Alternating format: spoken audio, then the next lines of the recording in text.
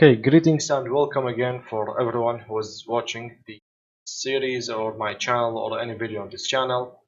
This is Sajjad Ghafouri once again with the start of a new bundle, which is an update for the questions that we need to review and discuss before you can take your CCNA 231 exam. Just in case you know me, or if you have seen a previous video, then you know that already what I'm doing and what I'm talking about.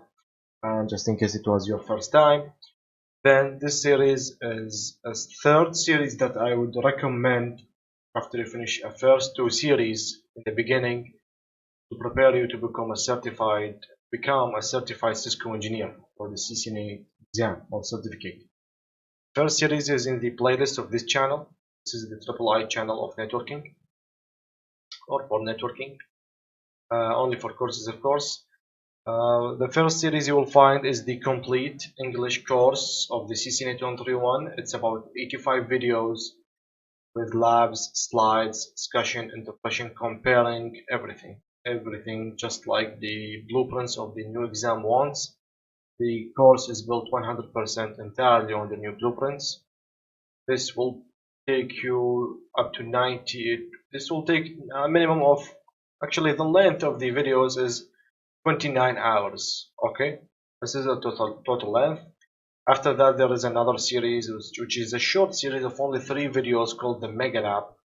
Currently, at the moment that I'm recording this video, there is only one lab that has been published on that series. The other 2 will be by next week, so that will be in a few days. Each lab will take like from 90 maybe up to 180 or 100 or maybe 150 minutes or such. This is all about implementing and configuring labs. Some extremely important protocols that are still used in the enterprises nowadays have been removed from the new CCNA, and some of them are not even mentioned in the CCNP, new CCNP enterprise. So I had to make this extra series of videos. It's already available in Arabic, by the way, but for the English version, it's still being recording. So you will find them in Arabic, and I'm also recording. I have published already one of them in English. You will find those protocols that have been removed, that they will be implemented and configured with a big environment, big lab. This lab will contain a minimum of 6 up to 8 different protocols. All of them have been submitted and done in one lab, and all of the network are operating and working normally by using all of these protocols, like DHCP relay, HSRP because it has been removed. I will not implement VTP because I've talked about it a lot in the previous update. Also, there will be ROAS, SVI, extremely important, one area or multi-area OSPF, a lot of VLANs and accessing, trunking, etc. ROAS, I've talked about that also. Such things, yeah, this way. Okay, and the first one will be how we'll have 50% of it about manual subnetting with using some beautiful skills of CIDR and VLSM. Will be extremely important and beneficial for you in the real life networking, not for the exam, for real life networking. Okay, so this is the second series. The third series that I'm talking about right now is the exam prep. This is the series, this one. So far it has only 6 videos, which all of them were published back in April 2020, this year, 2020 April, like about 1 or 2 months ago. And it's all about everything you need to know about the online exam. Everything I must know before I enter that exam, so that in the exam I will do good. I will express and give my knowledge without getting confused, afraid, nervous, etc. Okay? And also it will discuss a lot of questions that you might see in the exam, might not, but all of them are extremely important and beneficial. Okay, so the past 6 videos have discussed almost 150 questions. Currently, at the end of May, I will produce 4 new videos. By mentioning that 6 videos will give you almost 150 questions. That gives an average of 25 questions per video. That's too much actually, because this 25 question per video is taking about 60 minutes to be done, sometimes more, sometimes less, like plus minus 10 minutes, but as an average it takes me an entire hour or 60 minutes to discuss 25 questions. So more than that will cause you headache, of course, surely. But you will enjoy this 1 hour. This is not about discussing new thing, because you have come to this series after you have finished and studied very well the previous complete course. So this is all about discussing and talking, chit chat, etc. Just talking. Yeah, what about the AD of OSPF? That's 110. Yeah, that's correct. Pass. This is a question. And this is a true question that you will face in the exam. It was in the previous exam, it's in Juniper's exams, it's in Huawei's exams, and you will see it in the new exam. These are the questions, the MCQs that you will see in the new exam. Okay? So I would recommend definitely to see the first videos of this series of the exam prep. There are 6 videos, and right now I'm producing 4 new. This means almost 100 new questions that will be discussed. Okay, so starting with today, this is about only 5-minute intro. I will start with today's video and with today's question, starting from question number 1, not question number 150 or 151, so on. The reason why is to separate the bundles of the time period that when this bundle of videos were published. And you will see the thumb saying that it's May part 1. The past 6 videos were April 1st, April 2nd video, April 3rd video until the April 6th. So these are past 6 videos, and starting from May, maybe you'd like only to study the first bundle of April, maybe you'd like to only to review this second bundle, because this is about discussing 100 questions, and in the exam you'll only see 100 questions almost in the real exam, in the real online exam. So this depends on you, on your maybe ability to absorb information, to review a lot of questions. Maybe from now up to the end of this year, there will be like a lot of bundles that it will cost even 500 questions. But it will always be April's update, May's update, June, July. I don't think it will be every month, to be honest, because April's update was discussing questions that were released back in February this year. But I did record and publish them in April because I was busy in February publishing the real course, the real complete course, which is the most important than just reviewing the exam. Okay. Right now, at the end of May, I'm publishing the bundle of May. It's not too late, believe me. Because since the questions of Feb was available and was beneficial for February, March, and April, I hope that the questions of May will be also beneficial and good enough to be studied for May, June, and July. So let's see, hopefully there will be no more updates until August or maybe the end of July.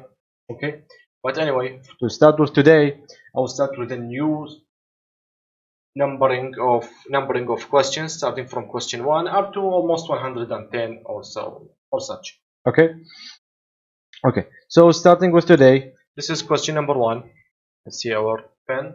You have to pass to network 10.10.10.0, one that has a feasible distance. Whenever you see a feasible distance, an FD, this is one of the components that are this is one of the components of EIGRP's matrix, the protocol that's called EIGRP, which is the competitor of OSPF, but it's Cisco proprietary.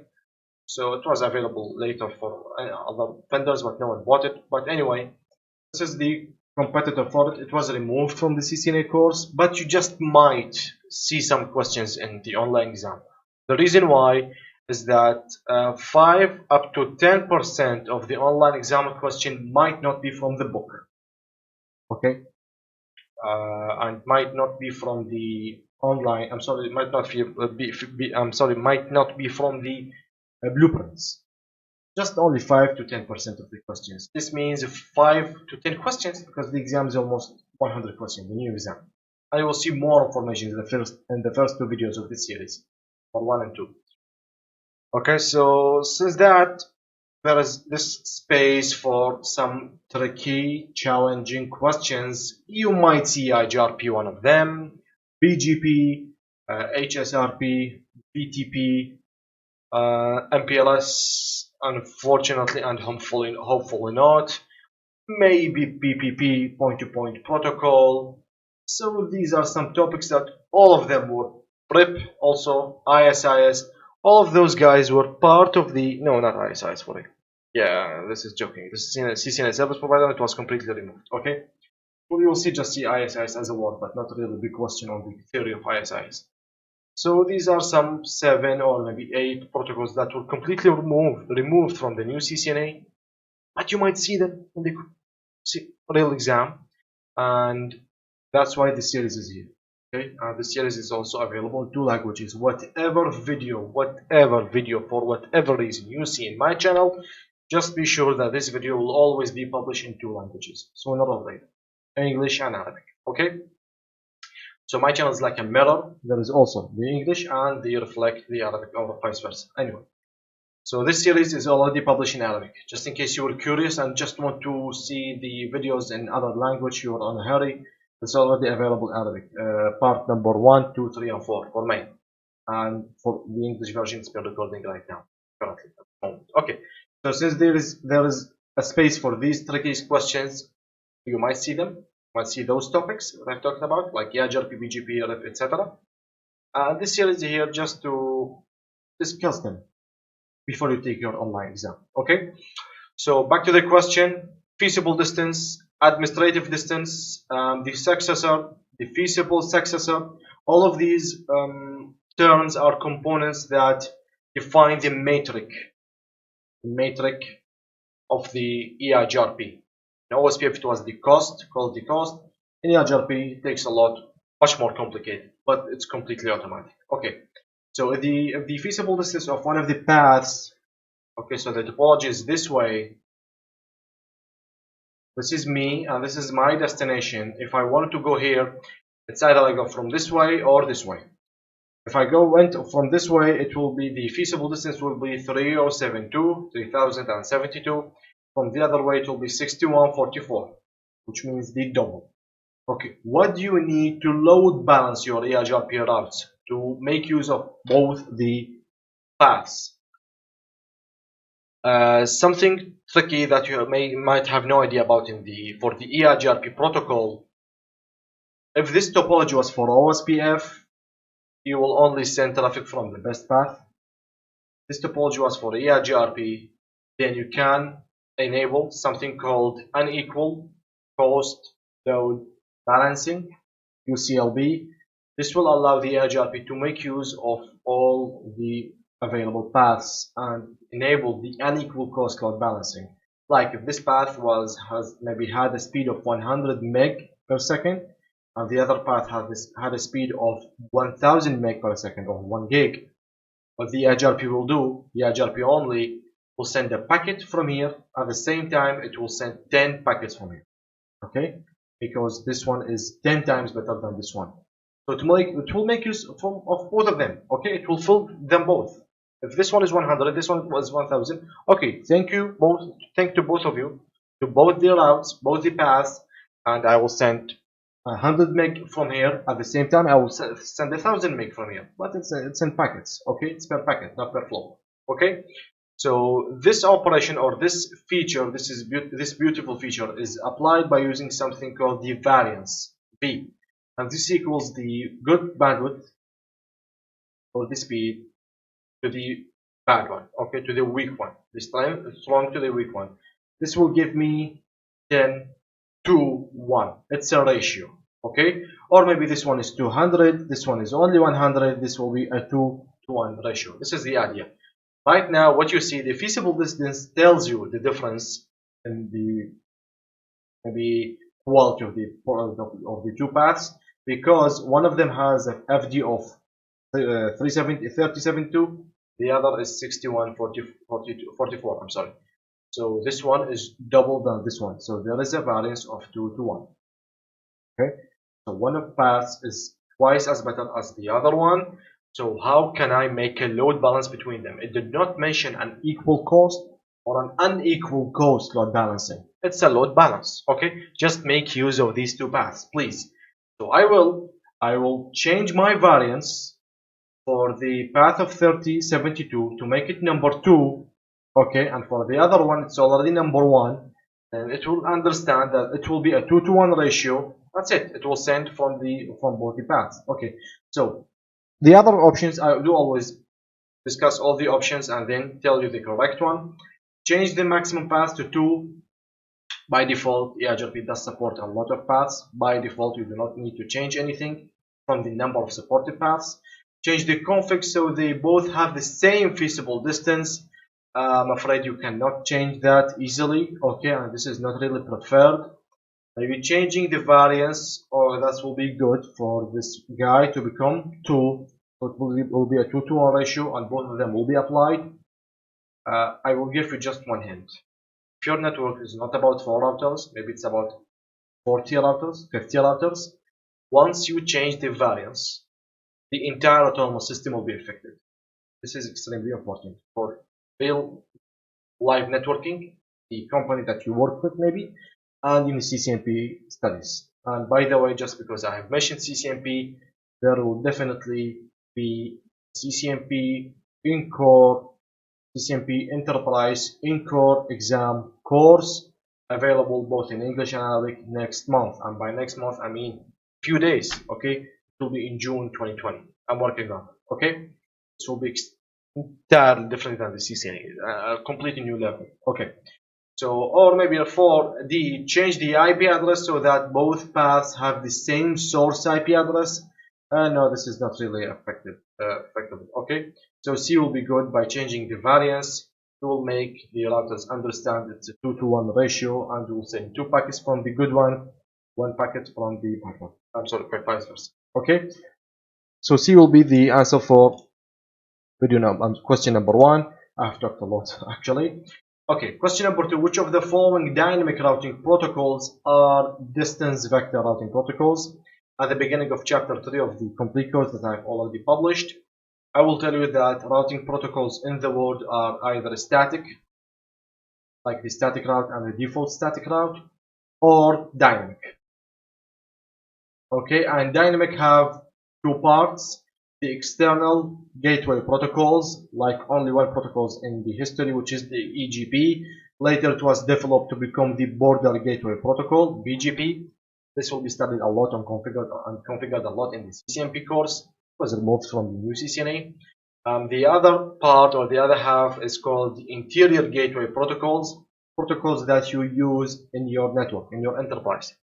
Okay, so the interior gateway protocols are about 2 main families of protocols. Okay, the first one is called the distance vector, like this way, the distance vector. Those guys, or those protocols, cares about the shortest way to reach, or the number of hops that the route will take to reach its destination. Like the RIP, it's a really RIP, it's not a joke. It's a routing information protocol for the real name, but currently it's an RIP.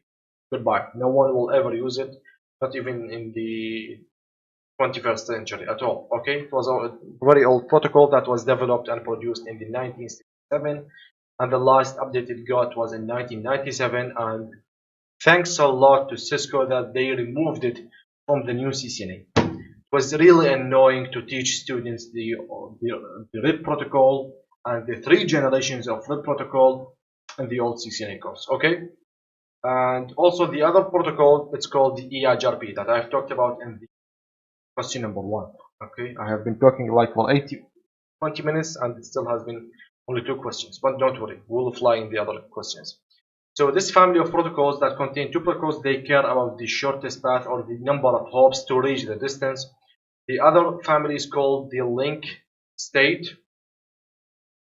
Those guys cares about the status of the link. Okay, they will choose a very long path just because it's much faster than a short path. Okay, just than a shortcut. Those guys are the OSPF and the intermediate system to intermediate system, the ISIS.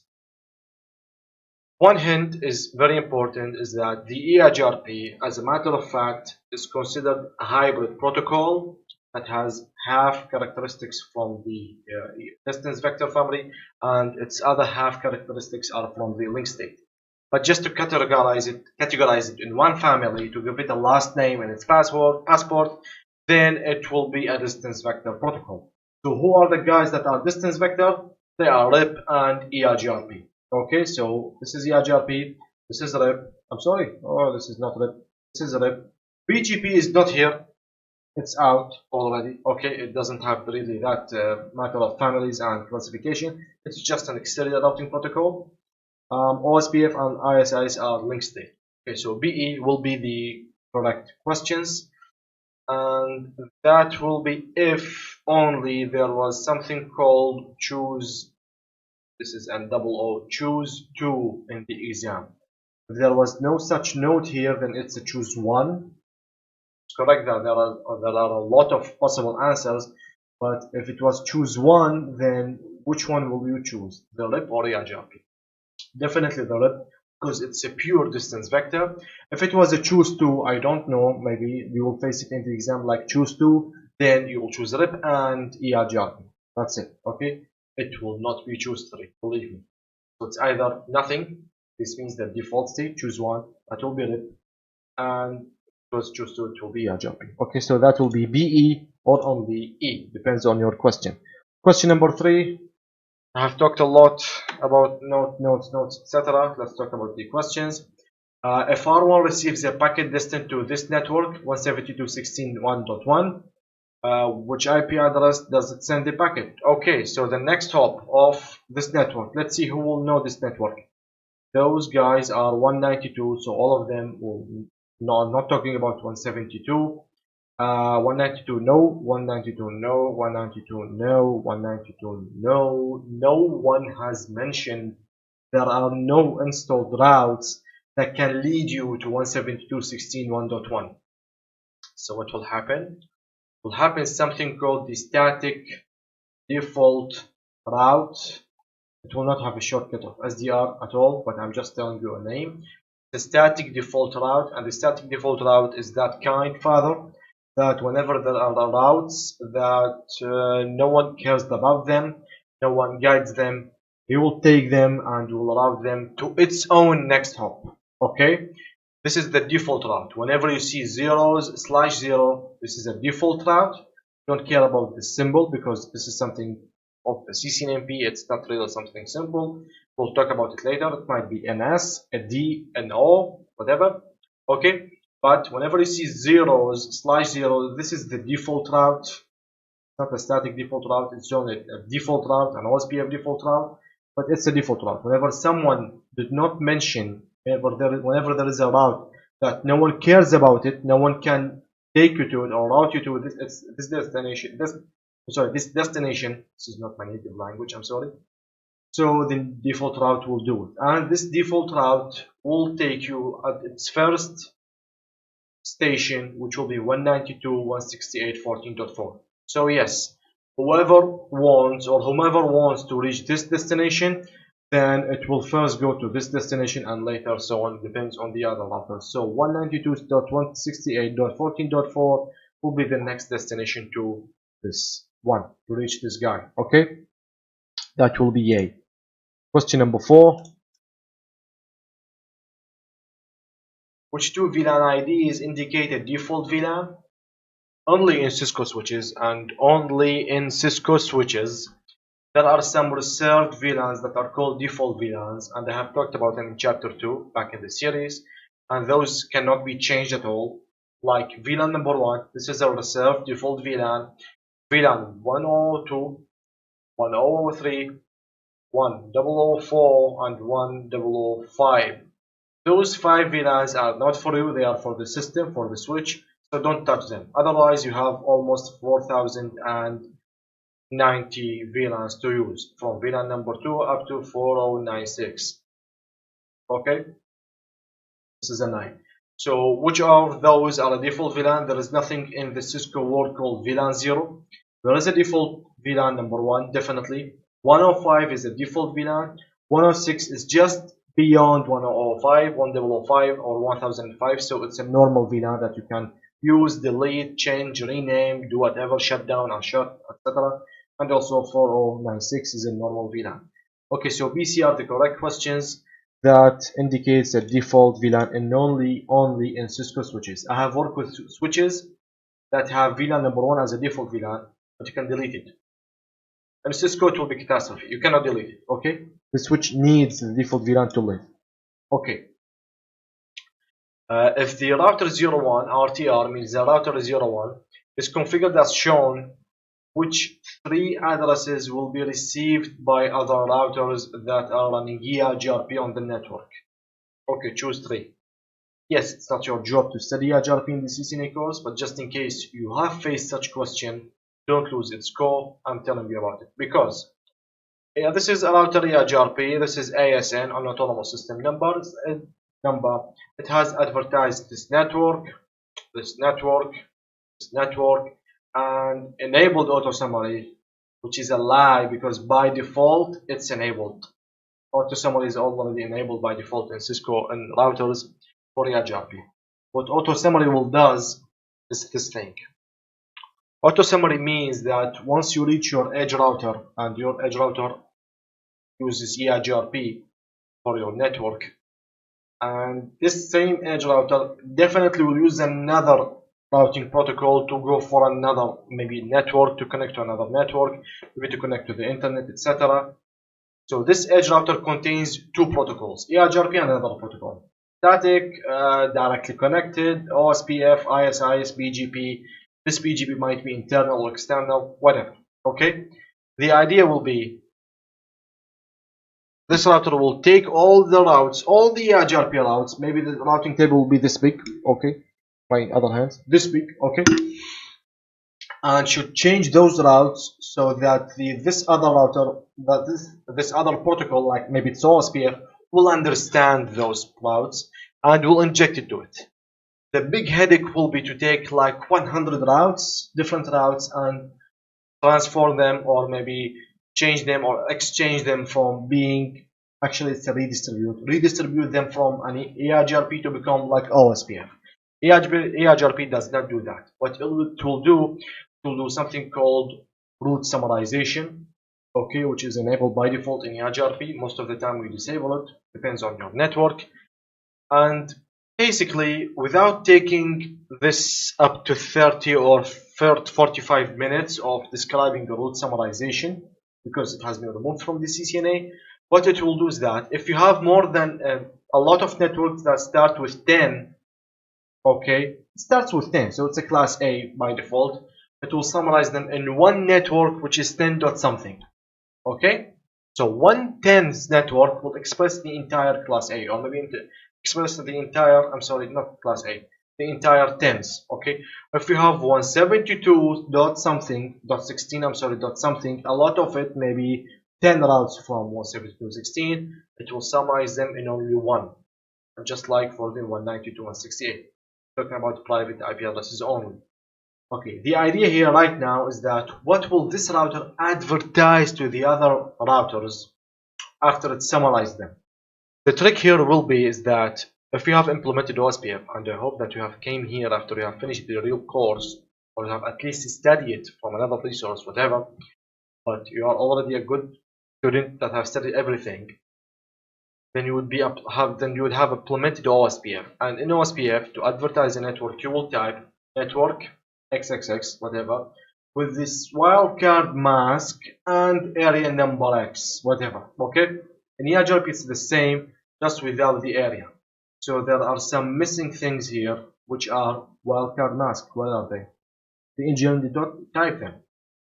What will happen, because the engineer did not type those wildcard masks for every route and did enable auto summary, the EIGRP will automatically summarize those networks and will advertise their summarized subnet or their summarized prefix, like 10.4.3.0 comes from class A, which is 10.0.0.0/8.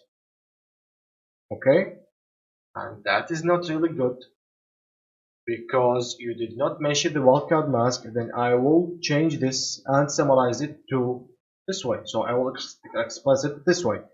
That will be C. Answer number 1.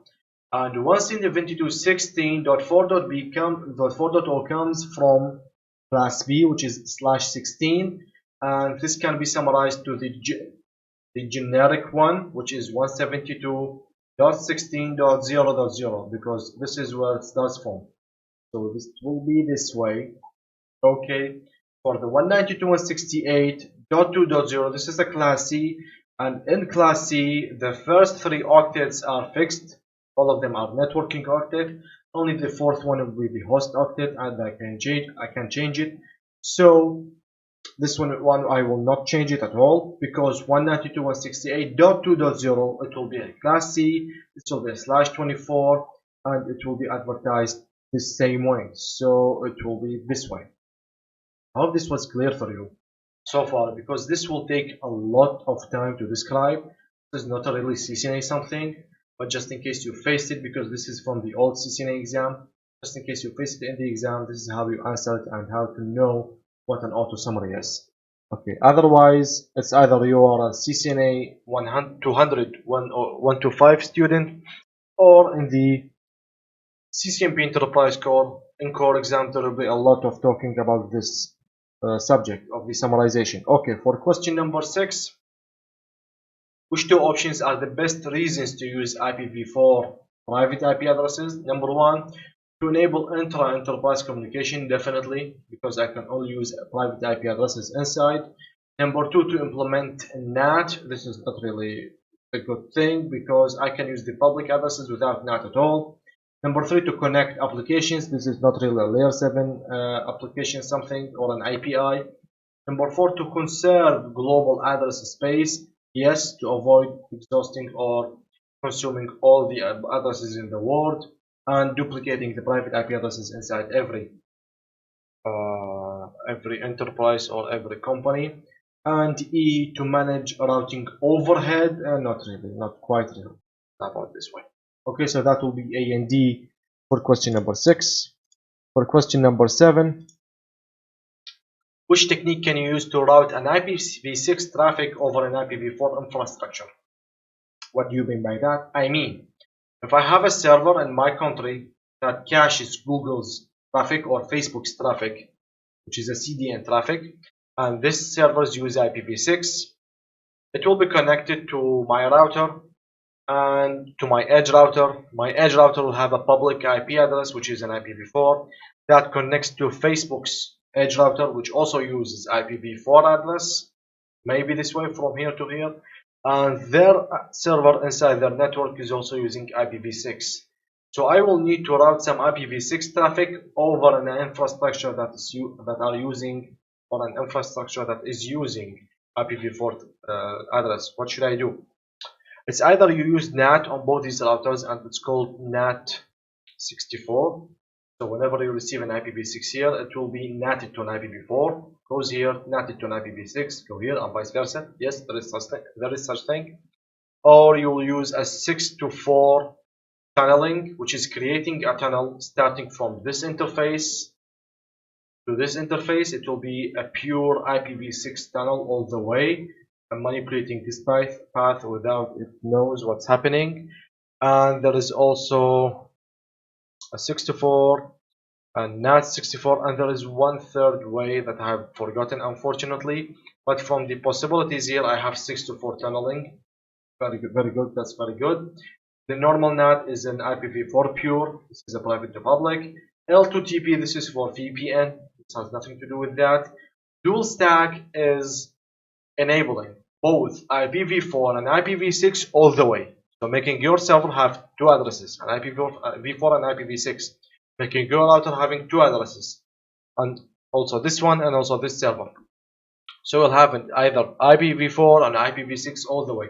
This is a dual stack. This is an application of IPv6. This is not really a technique to manipulate the 6 over 4. Okay, so B will be the only correct answer for today for question number 7. For question number 8, which 3 describes the reasons large OSPF networks use hierarchical design?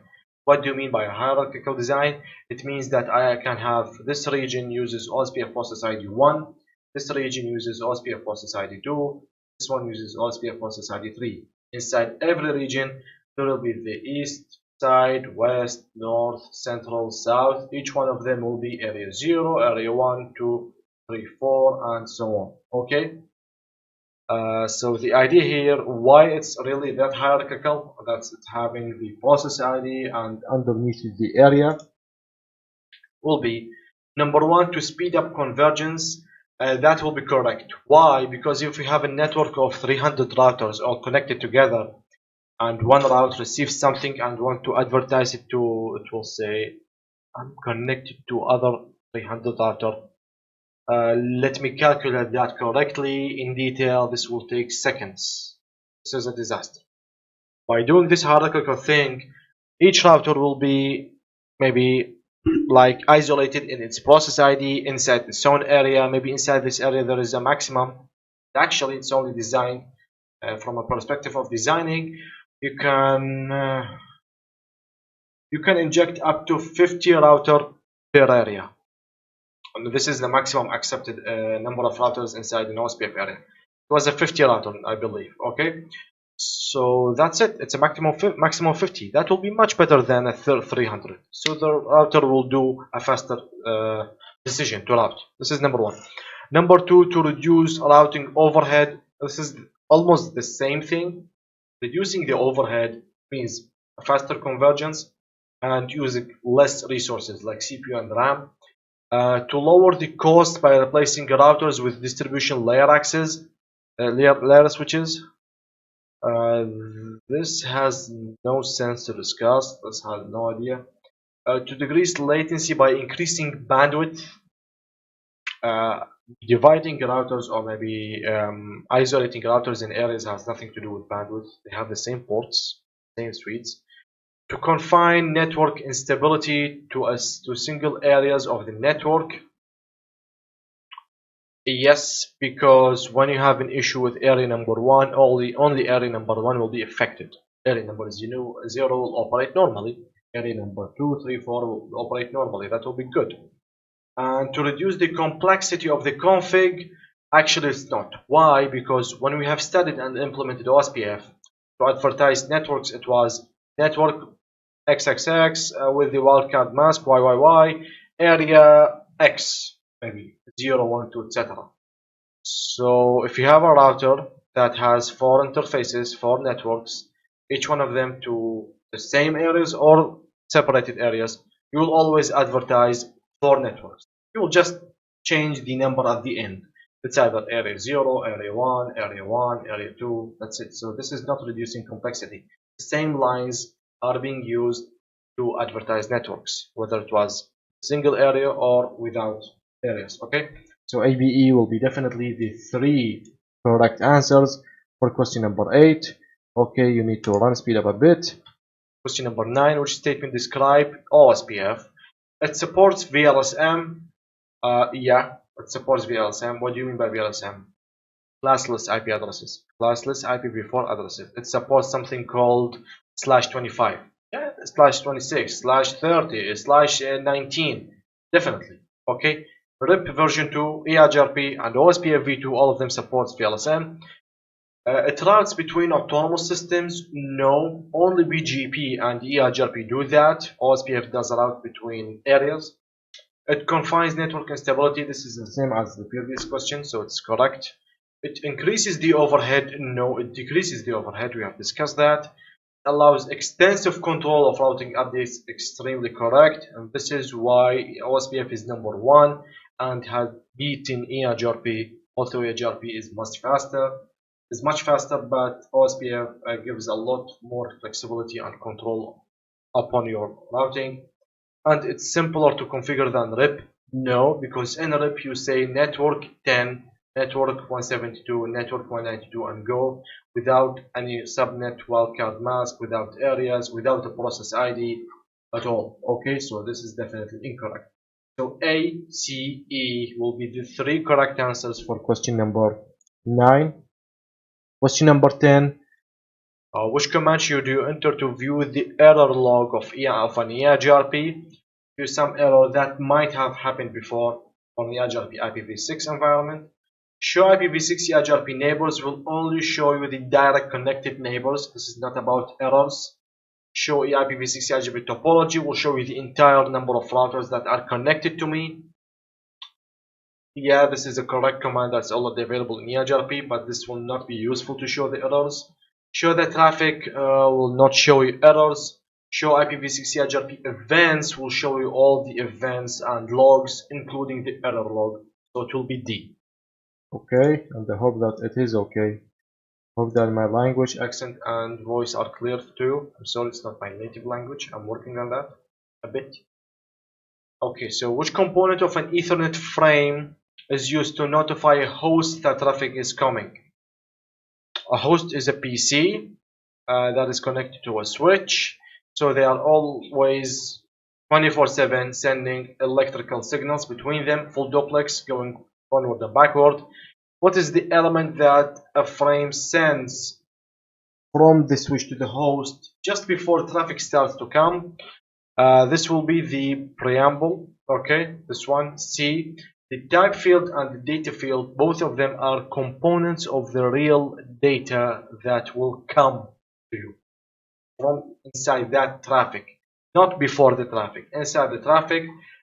This frame delimiter, I have no idea about it, but it's incorrect regarding this one. Preamble will be the correct one. Okay, question 12. Well, which command must you enter to guarantee that an HSRP router with a higher priority becomes HSRP primary router after it's reloaded? First hop redundancy protocol family has been removed from the new CCNA, unfortunately, to the new CCNP. It's included in the CCNP enterprise course, but it was in the CCNA. It was a family, actually. It contains HSRP for Cisco only, which is this guy, VRRP for all the routers in the world, and GLBP for Cisco only. Okay, so this one will not be our talk. What HSRP does is that at the edge of your network, you have a switch, probably a multi-layer switch, that's connected to a router. This router will go to the internet. If this router fails, you have no internet. So the solution will be to have another router that's connected to the switch, and at that time, what will your devices have their default gateway assigned to? This one or this one? Because one of them must be their gateway so that they will go to the internet. HSRP will virtually create a third router that you cannot see, and it will reside virtually in both of them, and the IP of this virtual router will be given to the PCs. So PCs will go this way. Once it's done, or maybe once it's down or out, it will automatically see the same virtual IP address is also available in the other router. So it will take the backup one and go.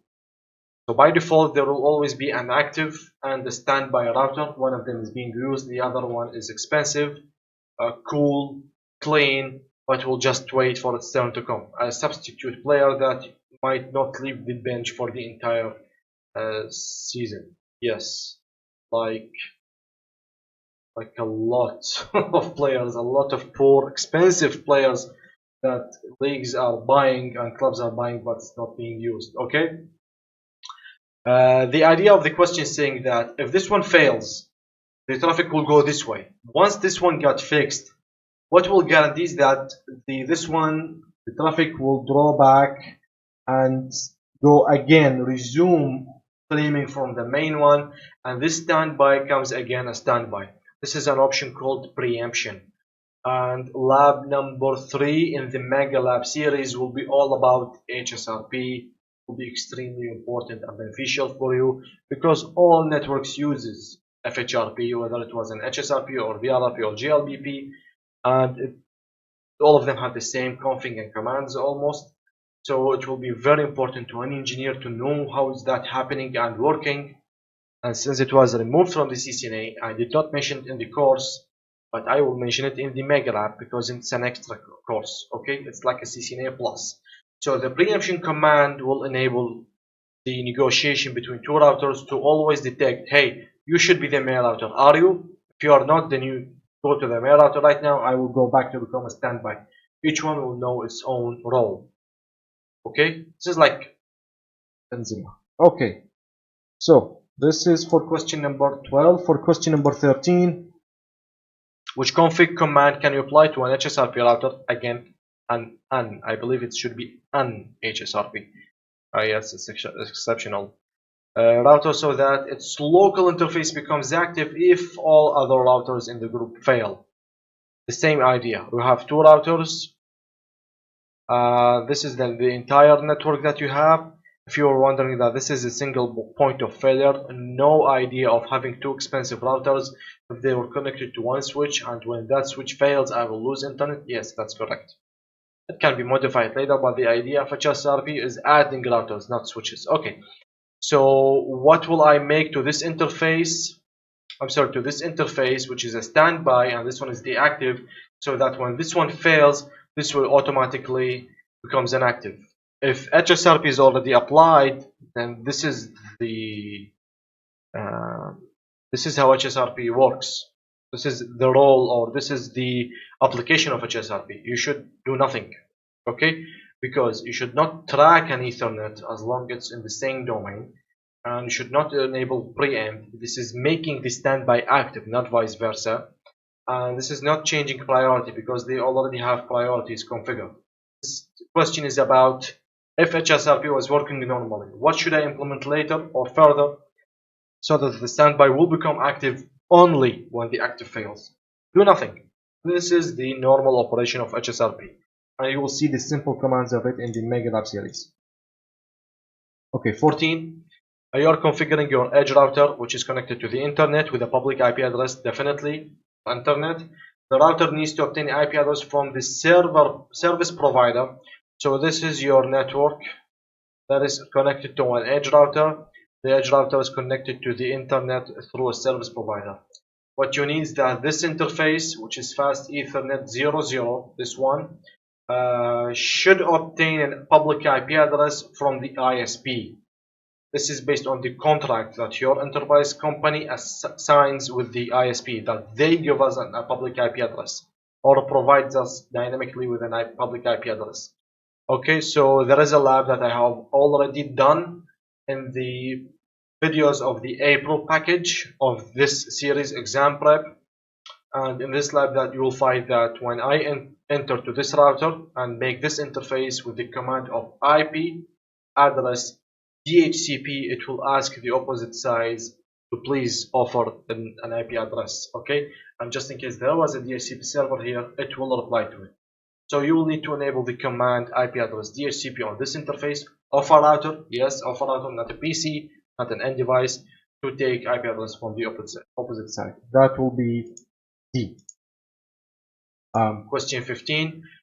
Which type does the port become when it receives the best BPDU on a bridge? This is for chapter 2, switches and VLANs and spanning tree. If I have my switch that is connected to some sort of switches, whatever the switch is, 24/7 there will always be on the hour, on the go, there will be some non-stoppable type of messages exchanged between switches. A unique type of languages that only switches speak, which is called the BPDU or BPDUs. Okay, this is a special messages that is exchanged between switches. It has some types of BPDUs, BPDU, BPD guard, a lot of types. One of them is called a best BPDU, or it's called a superior BPDU. Superior BPDU. It has the same meaning. This type of BPDUs, my switch will only receive it from the root bridge. And once my switch receives a superior BPDU from whatever switch in the network, it will know that that guy is the master here. This one is the root bridge because it sent me a superior BPDU or a best BPDU. Okay? So whenever I receive a message from another guy, then I know that you are a root bridge. And for the port roles, regarding the port roles, for this question, just like I have discussed in chapter 2 previously, whenever there is a root bridge, then all its ports are designated ports, and whenever you see the designated ports of a root bridge, on the other side you will see a root port, which is the port that leads you to the root bridge. Okay, so which type does a port become when it receives a best BPDU? So my port, what will it become? It will become a root port. D. Okay, designated will be your switch. Backup and alternative will be for blocking. Okay, alternative, yeah, backup and alternative will be for blocking, and one of them is for RSTP. Yep. So question 16. Which two commands or command sequences must you configure on a switch to establish a layer 3 ether channel with an open standard protocol? This is rubbish. This is not useful. Why? I will tell you why. And at the end of chapter 2 I did mention that. If you have two switches that are connected by using more than one physical port, then you will need to enable layer 2 ether channel because they are switches, they are layer 2 devices. And to enable layer 2 ether channel, it's either to use an open standard protocol that is LACP, which have the commands of active and passive, or to use a Cisco proprietary protocol which is called PAG-P. So in this way, capitals and this small g. Okay, port aggregation protocol and link aggregation protocol, control protocol. Okay, so this guy uses the desirable and auto modes. This one uses the active and passive. But for layer 3 ether channel, there are no negotiations, no LACP, no PACP. There is only one single mode that's called on this side, on this side. Layer 3 is guaranteed. Okay, so on these commands you will see that this one, interface X channel group 10 mode on. This is for layer 3 ether channel, correct? This guy is active, so you'll be a LACP. No, this is a layer 2. This one will be auto, which is this guy. For PACP, this is a layer 2. This is a trunk. No, trunk is a layer 2 command, okay, because this port should be a layer 3 port later, because it's a layer 3 ether channel. And no switch port with specifying an IP address will definitely make this interface a layer 3 interface from both the sides. Okay, so A for enabling that, E for turning it from a switch device to a layer 3 device. You might wonder, when will I see a layer 3 ether channel if they were switches, if they were multi-layer switches, so they support both? I have talked a lot about that in the first two chapters. Okay, chapter 1 and 2. Question 17. Let's see how much we will take today. Which statement about VLAN config is true? Number 1. The switch must be in a VTP. This topic has been removed, but I've discussed it in the April package. The switch must be a VTP server or transparent mode before you can configure a VLAN. Yes, that is correct. The switch must be in a config mode before you configure an extended VLAN. This is way beyond your study, but it's incorrect. Dynamic inter-VLAN routing is supported on VLAN 2 through VLAN 4064. What happened from 65 to 96? No, this is not correct. Dynamic inter-VLAN routing means the ROS and SVI that you will find them in the Mega Lab, which also has been removed from the CCNA. BTP has been removed from the CCNA. This question should be removed from the CCNA, but it depends on your luck. A switch in VTP transparent mode save the VLAN databases to the running config. What about the startup config? Is it prohibited? This makes no sense. The meaning of A is that it's preferred as a best practice is that you have your switch and you make it a VTP server or a transparent, make it a VTP server first, and then configure some group of VLANs with their own names inside it. What will happen later? This guy will automatically update all the other switches in the network with those VLANs, so you will not need to log into the other switches and configure the same VLANs with their same names again. This guy will do it for you. This is the only benefit of VDP, the only benefit, and it was removed from the CCNA. Okay, and was not even placed in the CCNP because it's not that useful actually. Okay. After you apply the given config to a router, this config to some router, the DHCP client behind the devices cannot communicate with hosts outside of their subnet. I have this host, maybe a server that is connected to a router. The router has some some config, but this server, after this config is done, is unable to go this way beyond. Okay, which action must you apply? So it's IP DHCP pool and has the name of this. It has a name of this. It has this network with the subnet mask, no problem. Some domain name, DNS server, main and backup or secondary DNS server, no problem. some other dominate BIOS name server, also I'm sorry, also two servers, and no problems. But this router is providing this server with a network, a subnet mask, and some optional informations. Where is the gateway? Where is the command default router 192.168, maybe 10.1 or something, 10.10 or whatever? Okay, we did ton of DHCP before, because, and also did the mega lab. So there is no gateway. This guy is not receiving a gateway, so doesn't even know how to reach this interface so that the router will guide it to the other interfaces.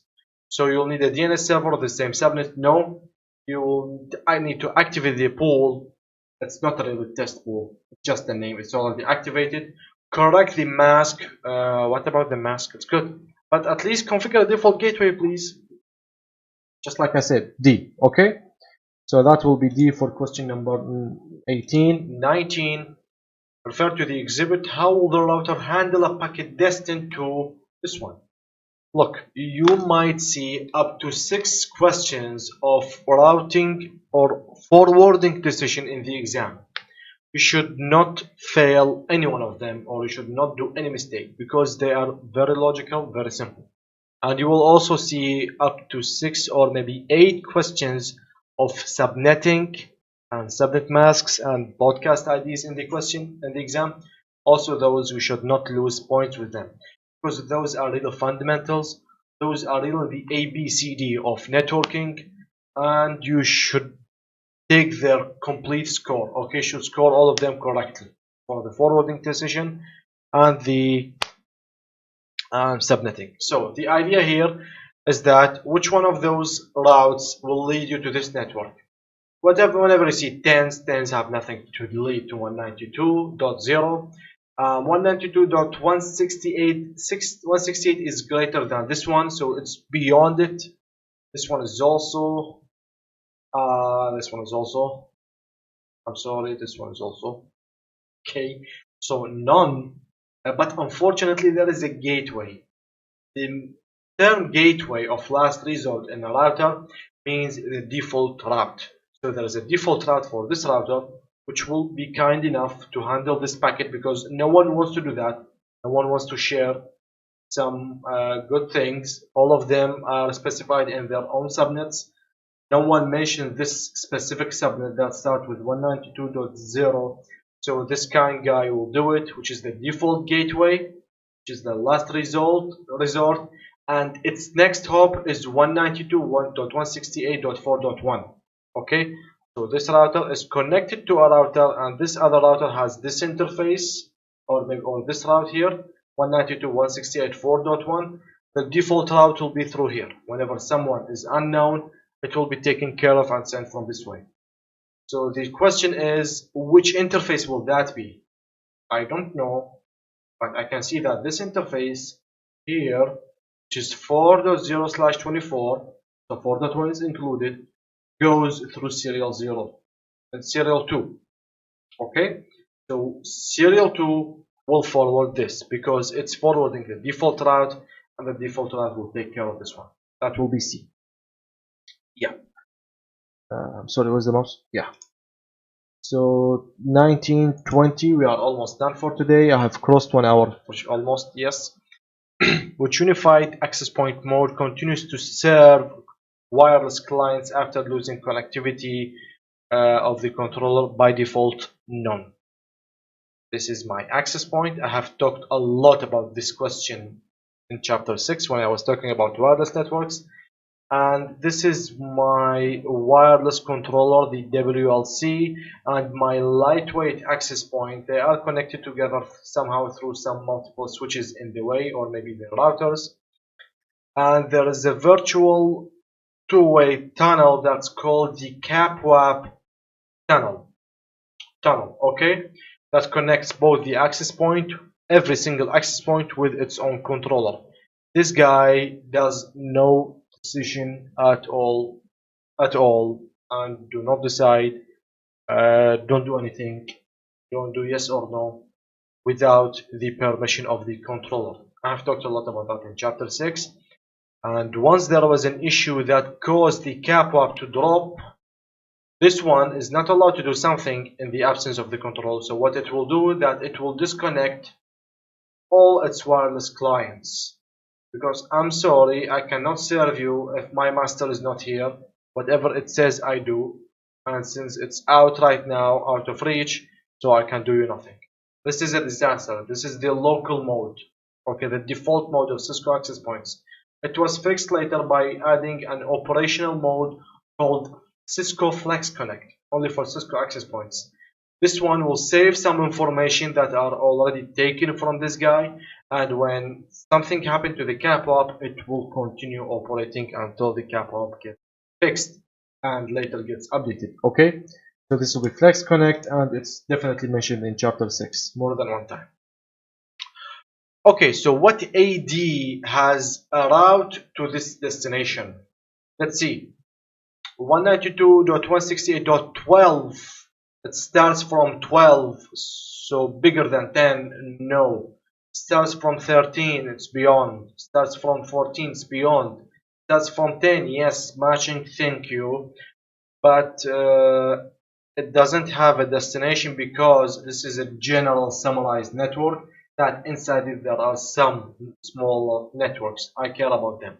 So it's either 192.168.10.0/24, this one includes it, so this is a possibility, or .10.32, 32 is bigger than 1, so it's beyond it, I'm sorry.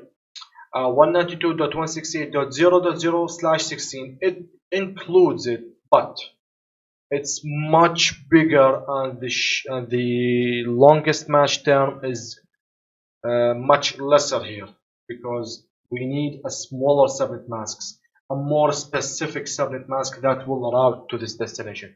So since 24 exists, I'm sorry, you are useless for me right now. There is also 192.168.10.1 typical /32.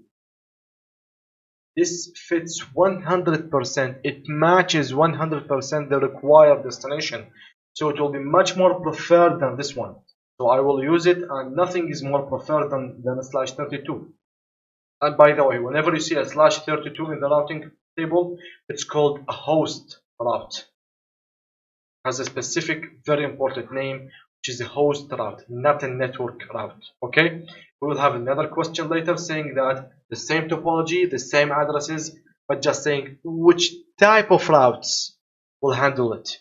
You will see /32 works, you will choose a host route. And other informations are like static route, default route, dynamic route, network route, etc. Okay? You will see the same questions, maybe the third time with maybe the same addresses, but saying this time which protocol will do it. So we will come, the longest match wins, as long as there are some differences in the mask, and this guy wins. It has a D, and D according to the legend is EHRP, so we will choose EHRP. See, same question with the same IP addresses and information, but a trick in what the question is asking, or how to choose the answer every time. Okay, that's why I'm saying that the forwarding decisions and subnetting, you should never make mistakes with them. You should take a 100% score of it. So since this one wins and it has a symbol of D, which is EHRP, and EHRP has an AD of 90, all of them are written in front of me, so it will be 90. Okay, this is for question number 21. Good. 22.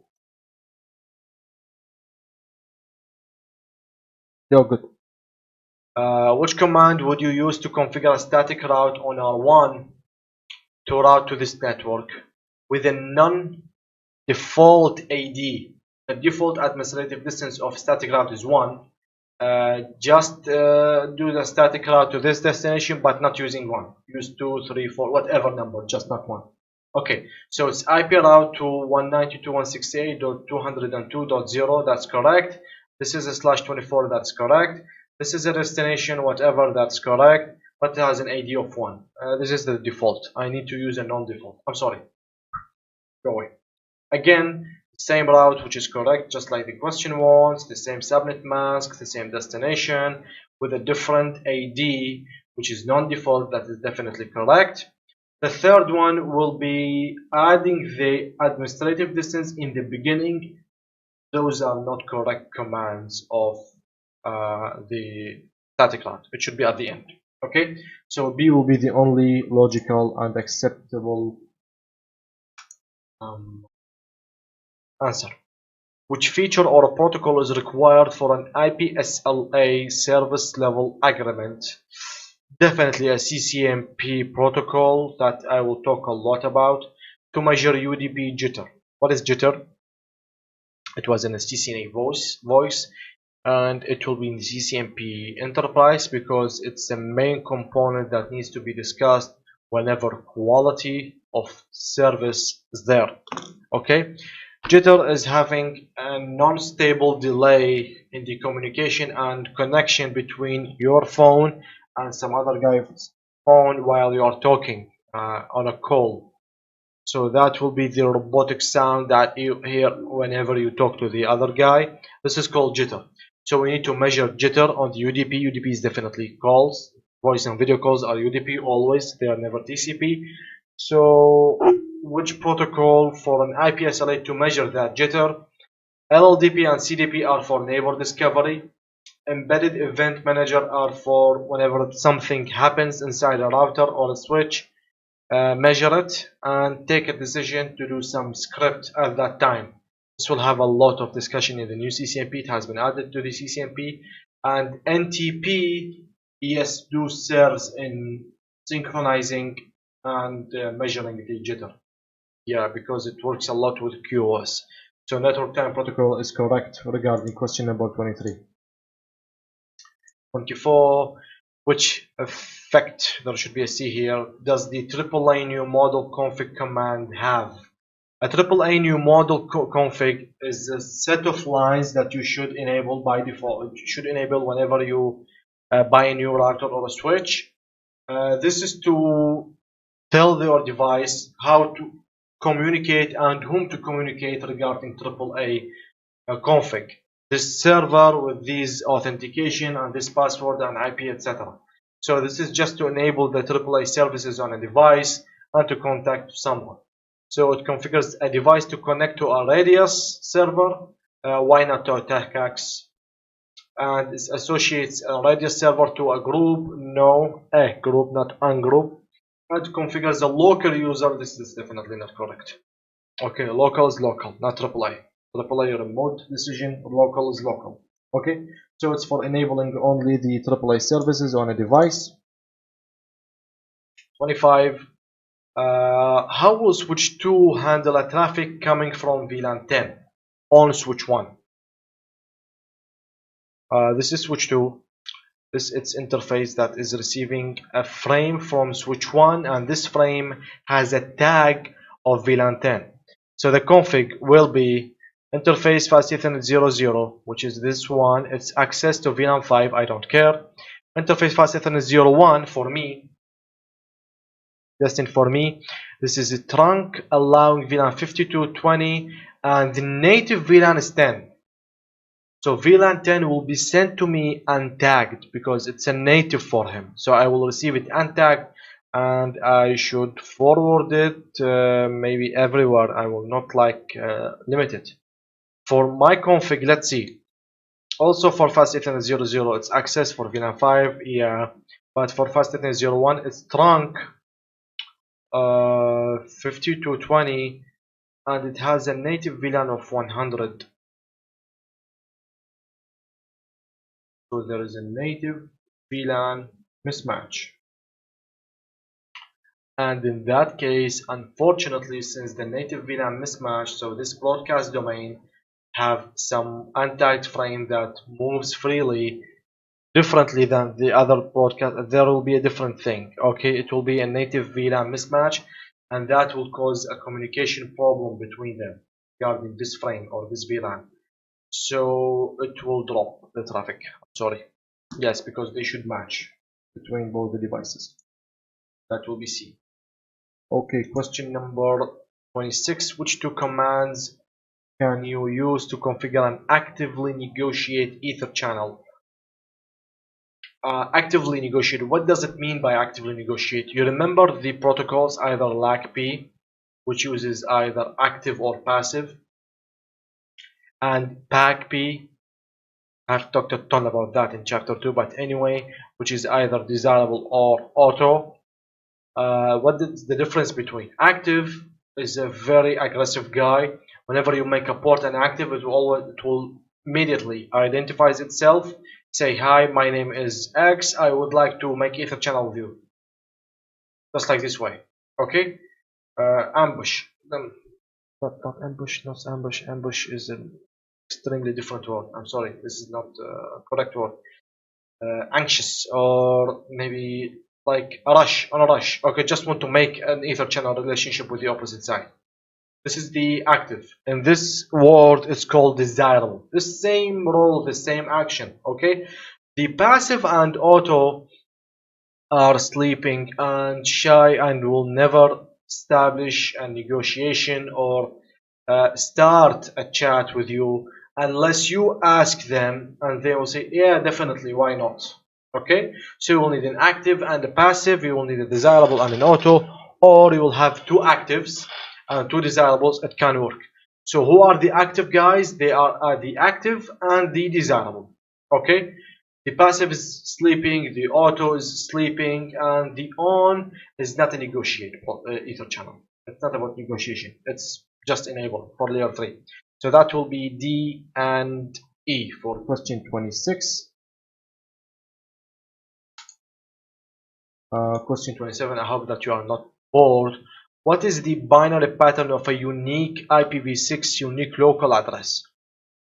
Unique IPv6 local address starts with FC00 /7, and just in the blueprints and in the documents of this address it says that the first 7 digits are created by 4 ones and 110, the first 7, and the rest are zeros, etc. Okay, and that's also related to /7. So it starts with 6 ones and a 0. So whenever there is a 6 ones and a 0, etc., this will be the binary pattern of FC00::/7, which is the unique local address of this one. Okay, so this is just a quick question regarding have you read the book or you know such extra questions or not. And that's it. Okay, for today, yeah, that's a lot. That's more than an hour of talking. And that's it for today. I hope that it was beneficial, good for you, not a lot of headache. You can see that about 80 or 85% of the questions here are already mentioned in the course. Just because there might be some questions that are not mentioned in the course, tricky enough that you will see in the exam, you might have no idea about them. The series is here, okay, to help you with that. So I hope it was informative for you. The comments space is always available below the video. Comment whatever you like. The slides for this video, just like every single slide that I have ever created before, there will always be a download link for the PDF of this slide below in the description of this video. So thanks a lot for watching, and I hope to see you in the upcoming video. Goodbye.